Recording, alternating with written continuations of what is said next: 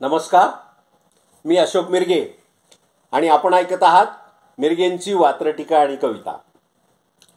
आज अशी एक कविता मी सादर करणार आहे आपल्यापुढं. अत्यंत शॉर्ट कविता आहे ती, परंतु ही कवी कल्पनेतली कविता आहे. विधानसभेच्या निवडणुका झाल्यानंतर आपण वेगवेगळ्या चर्चा टी.व्ही. चॅनलवर पाहत आहोत, वेगवेगळ्या बातम्या बघत आहोत. तशीच एक चर्चा आणि तशीच एक बातमी नेहमी टी.व्ही. चॅनलवर झळकू लागली आहे आणि ती म्हणजे EVM घोटाळ्याची. आता या EVM घोटाळ्याच्या शंकेबाबत हसावं की रडावं हे अनाकलनीय गोष्ट झाली आहे. कारण जे EVM वर संशय घ्यायलेत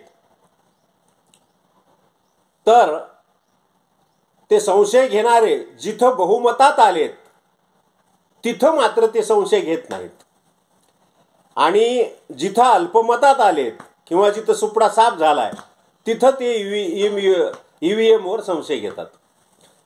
तर हाच संशय नेमका ऐकणाऱ्याच्या मनाला येतो की हे काय भानगड आहे. जिथं बहुमत आहे तिथं अजिबात, कारण लोकसभेला कुणीही असा EVM वर संशय घेतला नाही, महाराष्ट्रात तर घेतला नाही. आणि मग आताच नेमकं असं कसं काय झालं.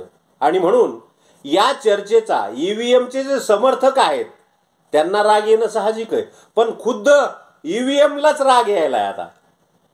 आणि अशी कवी कल्पना मी करून आज ही कविता सादर केली आहे, करतोय. ऐकूया माझी ही कविता, व्यथा EVMच्या मनातली. किती कदरून गेली आता, की नको आता हे कुठपर्यंत सहन करायचं. आणि म्हणून EVM काय म्हणते ते ऐका, व्यथा EVMच्या मनातली. निवडणुकीनंतर EVMची चर्चा अनेक भागात झाली आहे. निवडणुकीनंतर EVMची चर्चा अनेक भागात झाली आहे आणि थेट वागणुकीवर संशय घेतल्याने EVM रागात आली आहे. यापूर्वी जेव्हा आरोप करून मला वेड्यात काढण्यात आले होते, आता EVM बोलू लागली आहे. यापूर्वी जेव्हा आरोप करून मला थेट वेड्यात काढण्यात आले होते, व्हीव्हीपॅट नावाच्या माझ्या बहिणीला तेव्हा सोबत धाडण्यात आले होते. बघा, यापूर्वी जेव्हा आरोप करून मला वेड्यात काढण्यात आले होते, व्हीव्हीपॅट नावाच्या माझ्या बहिणीला तेव्हा सोबत धाडण्यात आले होते. गावोगावी जाऊन या बहिणीने प्रात्यक्षिक करून दाखवले होते, आठवत असेल तुम्हाला. आणि त्यातला मी एक घटक आहे. मी महसूल अधिकारी कर्मचारी असताना हे व्हीव्हीपॅटचं प्रात्यक्षिक गावोगाव जाऊन दाखवलेलं आहे. आणि म्हणून गावोगावी जाऊन या बहिणीने प्रात्यक्षिक करून दाखवले होते आणि माझ्यात दोष नाही हे वाड्या वस्त्यात त्यावेळी फिरून दाखवले होतं.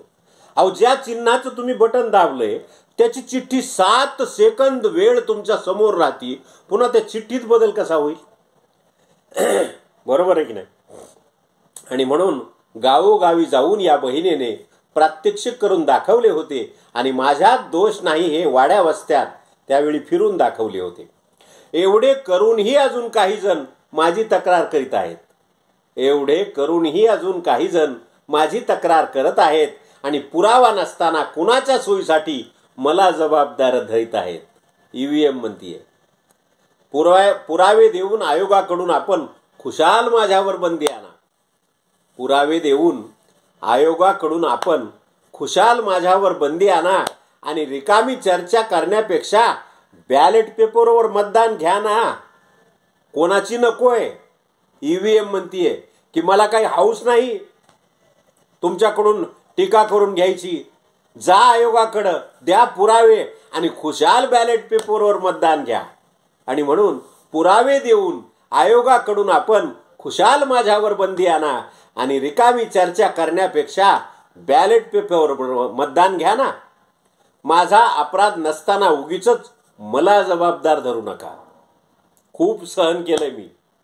माझा अपराध नसताना उगीच मला जबाबदार धरू नका आणि प्रत्येक वेळी निवडणूक झाली की मलाच बदनाम करू नका.